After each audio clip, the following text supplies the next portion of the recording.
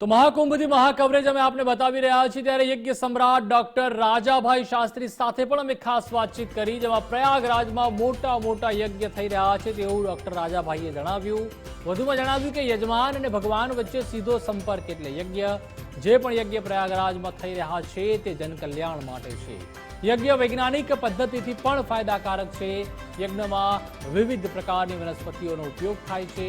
ભગવાન શિવને પ્રસન્ન કરવા પણ વિવિધ યજ્ઞો કરવામાં આવે છે। અતિરુદ્ર યજ્ઞ, મહારુદ્ર યજ્ઞ, લઘુ રુદ્ર યજ્ઞનું ખૂબ જ વિશેષ મહત્વ છે। પ્રયાગરાજમાં જેને કહી શકાય કે 144 વર્ષે જે મહાકુંભ આવ્યો છે એનો અમૂલ્ય અવસરમાં શ્રદ્ધાળુઓનો સંગમ છે અને જે આશ્રમોના અખાડા હોય કે શિબિર હોય ત્યાં યજ્ઞ યાદી સહિત જપ તપ વ્રત થઈ રહ્યા છે। ત્યારે આપણી સાથે ગુજરાત અને દેશમાં જાણીતા યજ્ઞ સમ્રાટ ડૉક્ટર રાજાભાઈ શાસ્ત્રી છે। શાસ્ત્રીજી, ઓમ નમો નારાયણ। મહાકુંભમાં એક અવસર છે અને અવસરમાં યજ્ઞની આહુતિ અને ઋચાઓ પણ સંભળાઈ રહી છે, આપની દ્રષ્ટિએ। સ્વસ્તિ શ્રી ગણેશાય નમઃ। હવે યજ્ઞ એક એવો કર્મ છે કે જે દેવતાઓએ આપણા ઋષિ મુનિઓએ કર્યો છે।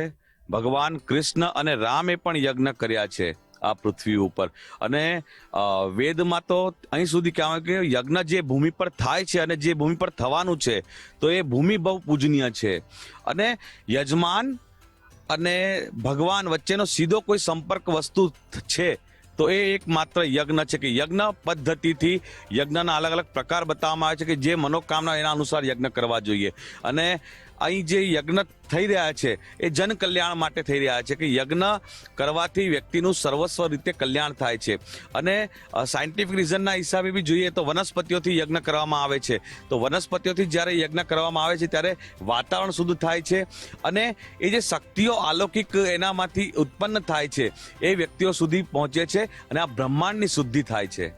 કેટલાક અખાડાઓ અને શિબિરોમાં અતિરુદ્ર પણ છે, અતિરુદ્રની જાણકારી દર્શકોને કઈ રીતે આપશો? એક અતિરુદ્ર યજ્ઞ થાય છે, મહારુદ્ર થાય છે, લઘુ રુદ્ર થાય છે, આવા યજ્ઞ થાય છે। આ ભગવાન શિવને પ્રસન્ન કરવા માટેના યજ્ઞ છે અને રુદ્રીના જે શ્લોકો છે એનાથી યજ્ઞ હોમાત્મક રીતે કરવામાં આવે છે, ઘણા જગ્યાએ પાઠાત્મક રીતે બી કરવામાં આવે છે। તો આ યજ્ઞ બહુ શ્રેષ્ઠ છે અને મહાદેવજીને પ્રસન્ન કરવાનો બહુ સરળ માર્ગ છે કે જેનાથી ભગવાનને મહાદેવજીને આપણે પ્રસન્ન કરી શકીએ અને અતિરુદ્ર યજ્ઞમાં બી એટલે 500થી વધારે વનસ્પતિ હોમવાનું એટલે શાસ્ત્રમાં પ્રમાણ આપવામાં આવ્યું છે કે 500થી વધારે વનસ્પતિ હોમીને ભગવાન શિવને પ્રસન્ન કરવા અલગ અલગ પ્રકારની વનસ્પતિઓ જેમ કે ઇન્દ્રજૌ છે, શિવલિંગી છે, તો આ પ્રકારની અલગ અલગ પ્રકારની વનસ્પતિઓ દ્વારા અતિરુદ્ર યજ્ઞને પૂર્ણ કરવામાં આવે છે। કુંભમાં શ્રદ્ધાળુઓનો સંગમ છે અને મેં આપને કીધું કે યજ્ઞમાં આહુતિ અપાય, વેદોની ઋચા પણ રહી છે।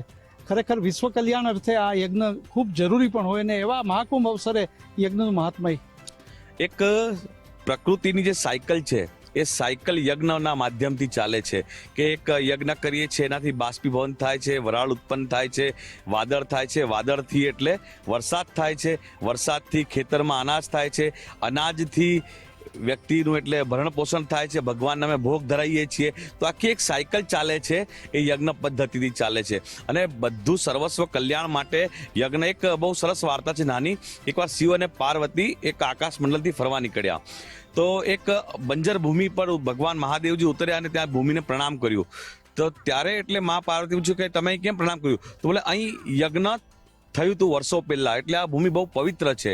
પછી એક જગ્યાએ ગયા ત્યાં યજ્ઞ ચાલતું હતું ત્યાં ભગવાન શિવે પ્રણામ કર્યું અને પછી એક બંજર જગ્યાએ ફરીથી મહાદેવજી ઉતર્યા તો મા પાર્વતીને પ્રશ્ન થયો કે તમે અહીં હવે પ્રણામ કેમ કર્યું તો બોલે અહીં વર્ષો પછી યજ્ઞ થવાનું છે એટલે યજ્ઞ થઈ ચૂક્યું છે, યજ્ઞ થાય છે ને યજ્ઞ થવાનું છે।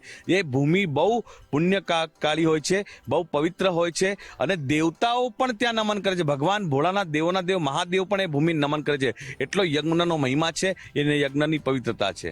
ચોક્કસ। તો આ હતા ડૉક્ટર રાજાભાઈ શાસ્ત્રી, યજ્ઞ સમ્રાટ કહેવાય છે અને મહાકુંભના અવસરે તેઓ ખાસ અહીં પધાર્યા છે। ગુજરાતની દેશના અન્ય રાજ્યોમાં પણ યજ્ઞ માટે તેઓ સમ્રાટ કહેવાય છે અને તેમણે મહાકુંભના અવસરે જે યજ્ઞ થઈ રહ્યા છે એ વૈશ્વિક કલ્યાણ માટે પણ એ ખૂબ મહત્વનું છે અને કુદરતને લઈને પણ એક સાયકલ થઈ શકે એ યજ્ઞનું મહાત્મય છે અને એ મહાત્મયને કારણે અત્યારે મહાકુંભમાં જે અવસર થયો છે પુણ્ય કમાવાનો છે અને યજ્ઞ યાદીમાં આહુતિ સાથે ભાગ લેવાનો અને દર્શન કરવાનો પણ એક અવસર છે।